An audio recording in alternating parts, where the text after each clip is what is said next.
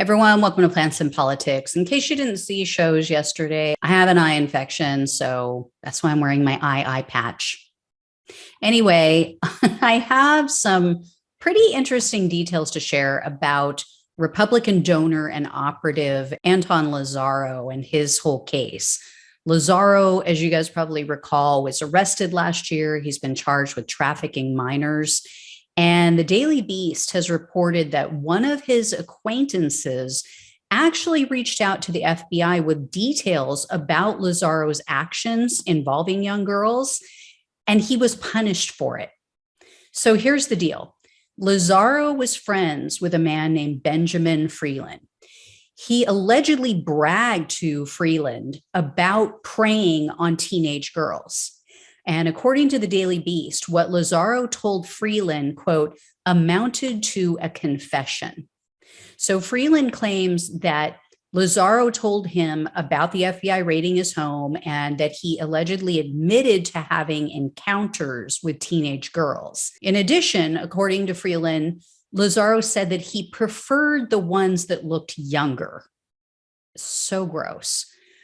He also claims that Lazzaro tried to use Freeland's connections. Apparently, Freeland used to work in the porn industry. So he tried to use his connections to help him meet young-looking girls. And Freeland pretended to go along with this. He pretended like he was cool with it, but he told the FBI, and he says to reporters that he was secretly disgusted by the whole thing. So he tried to reach out to the FBI to share what he knew.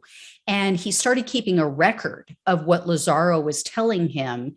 And then he started keeping a record of potential witnesses, like some of Lazzaro's former girlfriends. There was one little problem, though, with him reaching the FBI. Freeland, at the time that Lazzaro was sharing all this with him, Freeland was serving 7 years in federal prison for having a gun while trafficking weed from California to Pennsylvania. So when he tried to reach the FBI and tell them what he knew, he couldn't get through to them. So first he tried prison guards. He told the prison guards what happened, what he was told by Lazzaro. He asked them, hey, can you contact the FBI? I need to talk to them about this. He says nothing ever happened. And then Freeland, like I said, couldn't reach the FBI himself because as an inmate, all of the calls are like collect calls. So Freeland said he kept trying to call the FBI's Minneapolis field office, which is where Lazzaro was living. And he reached out to them numerous times, but they wouldn't push the button to accept the charges. So as a workaround, Freeland called a friend, and then he had that friend patch him in on a three-way call to the FBI. Well, apparently three-way calls aren't allowed in prison. They need to know who you're speaking with. And so they tacked on another month to Freeland's sentence to punish him.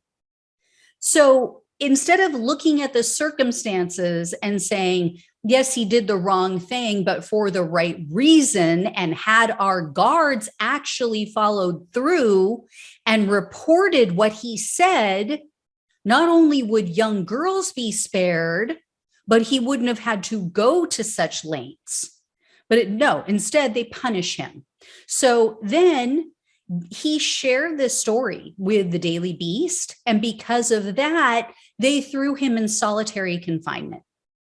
So luckily, he was able to sneak a letter out of the prison to the reporter, and it read, quote, my placement in solitary is entirely retaliatory and proves the egregious misconduct of my prison and the BOP as a whole.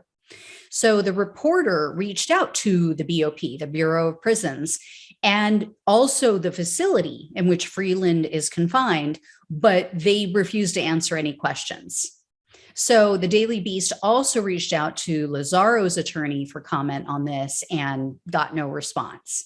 As for Freeland, he was released at the beginning of February, and he says that he finally reached the investigators. But of course, it was after Lazzaro was already arrested. So think about that.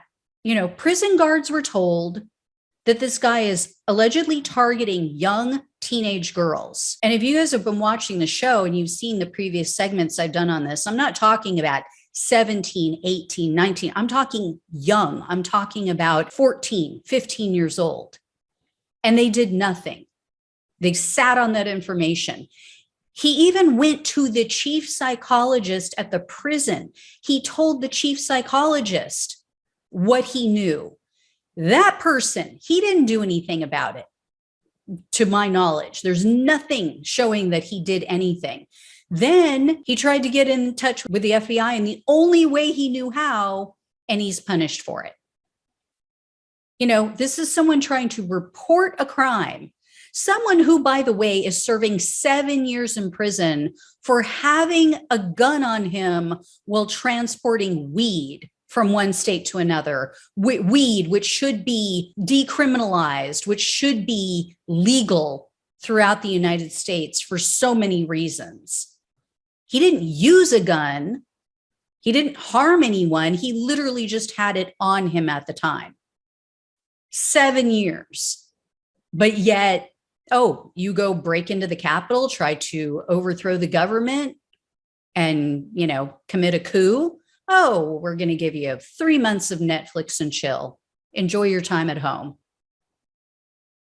You know, you commit tax fraud, you get 10 years. You go and actually commit a crime against a child, violate a child, you get a slap on the wrist, maybe 1 year, 2 years, out in half that time for good behavior. Yeah. Our priorities are so screwed up. It is insane. Absolutely insane.